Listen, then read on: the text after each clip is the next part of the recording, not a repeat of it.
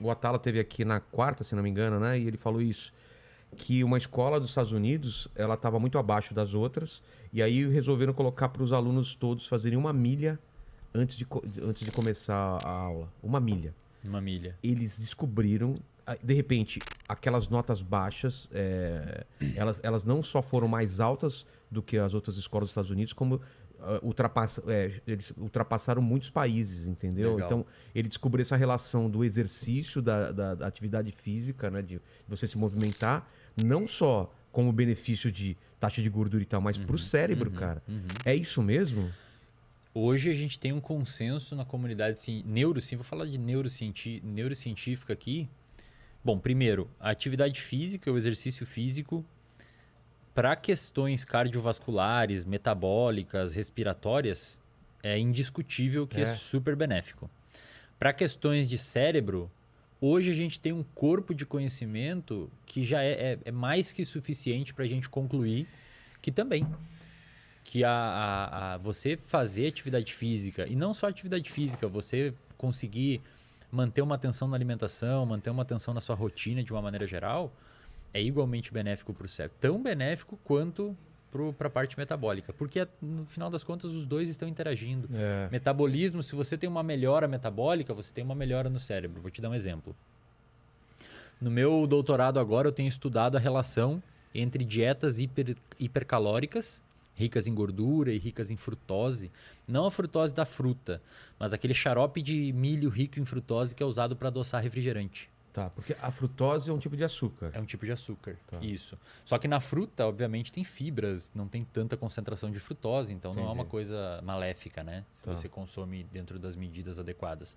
Agora, quando você pega essa frutose, hiperconcentra ela e adoça refrigerantes, que é o que o pessoal faz? Que é o que o pessoal da indústria do refrigerante faz, a gente hoje percebe que ela é bastante maléfica a nível de sistema nervoso central, de cérebro. E o que eu vejo... O que causa isso? Pois é, o que eu vejo, o que os dados mostram, Vilela? Primeiro,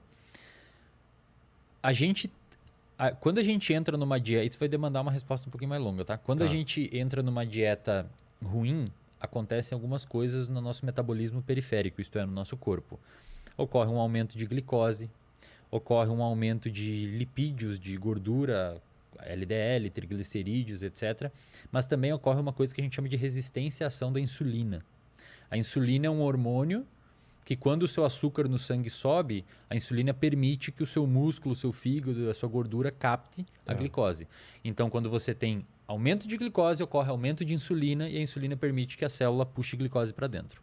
Diabéticos, que tem uma alta taxa de açúcar no sangue, de glicose no sangue, eles têm um quadro chamado principalmente no diabetes tipo 2, um quadro chamado de resistência à ação da insulina. Ou seja, a pessoa comeu tanto açúcar, comeu tanta coisa, que meio que o pâncreas, que é o órgão que libera insulina, liberou tanta insulina que a célula ficou resistente.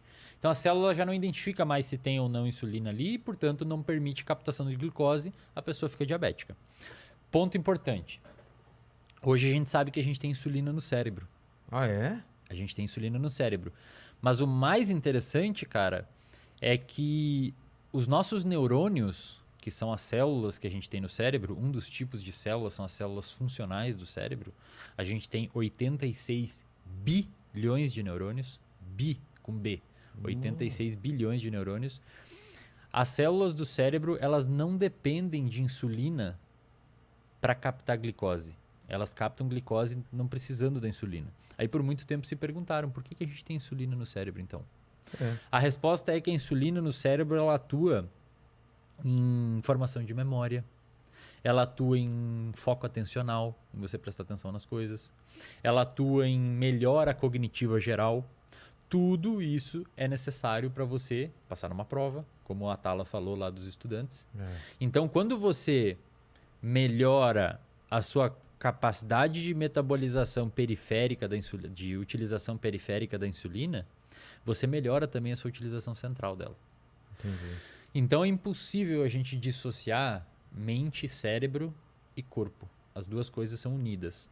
E quando você faz uma atividade física, você sinaliza para o seu cérebro que está tudo bem na periferia e melhora a microbiota, várias outras coisas importantes. Isso é um ponto. Então você diminui inflamação, coisas que a gente pode conversar. E a nível do sistema nervoso central, a nível do cérebro, você aumenta várias coisas importantes para o aprendizado de curto a médio prazo.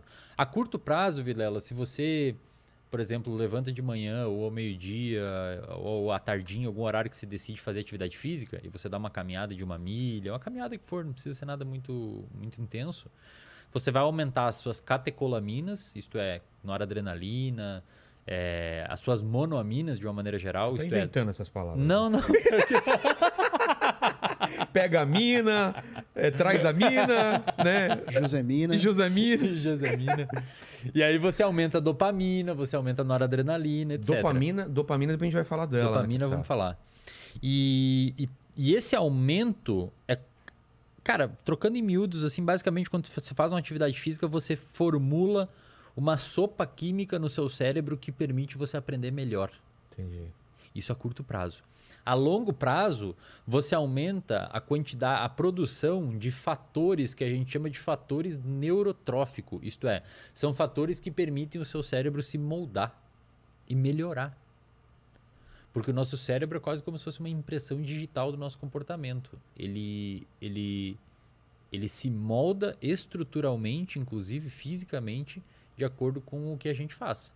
Tá. Por exemplo, pessoas muito boas de memória, elas vão ter um hipocampo, que é a região do cérebro que armazena a memória, maior fisicamente mesmo. Tem um estudo que fizeram com taxistas de Londres.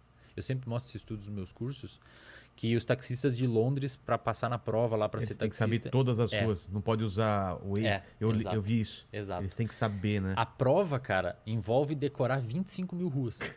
25 mil ruas, para manter o lance tradicional, para manter né? Negócio lá, etc. E os neurocientistas malandros pensaram assim, cara, se o cara decora 1000 que for para passar nessa prova, alguma mudança estrutural no cérebro dele vai ter em comparação a quem não conseguiu. Novas conexões, né? Exatamente. E eles fizeram isso. Foi publicado um artigo num jornal chamado de Cell, que é um dos melhores, Célula em português, um dos melhores jornais científicos do planeta.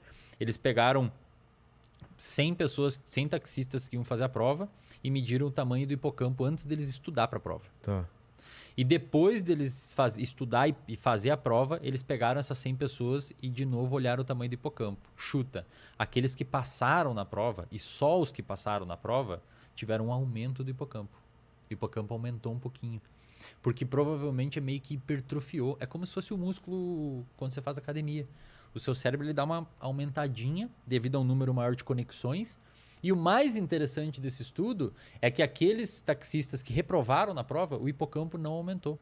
Ou seja, parece que você precisa de fato que o seu cérebro mude para você conseguir ter uma melhora funcional no que você quer que seja.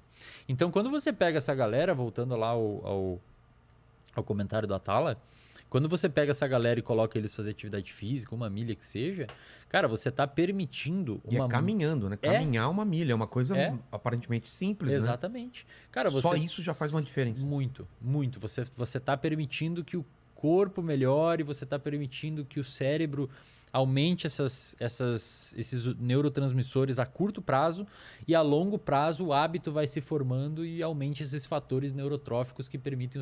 Você está basicamente dando um boost no organismo dessa pessoa. É quase que um hack. Você está... É fora do comum assim, o quanto isso é benéfico, cara. E o oposto também acontece, Vilela.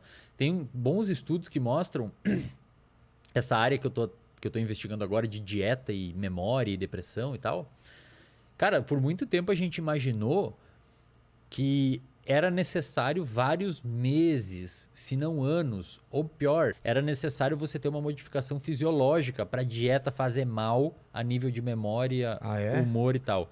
Esses tempos saiu um estudo numa revista chamada de PLOS ONE, mostrando que 4 dias tomando um café hipercalórico, é um café que eles davam milkshake com sei lá o quê, um café super hipercalórico, 4 dias de café hipercalórico foi suficiente para prejudicar o armazenamento de memória de estudantes saudáveis.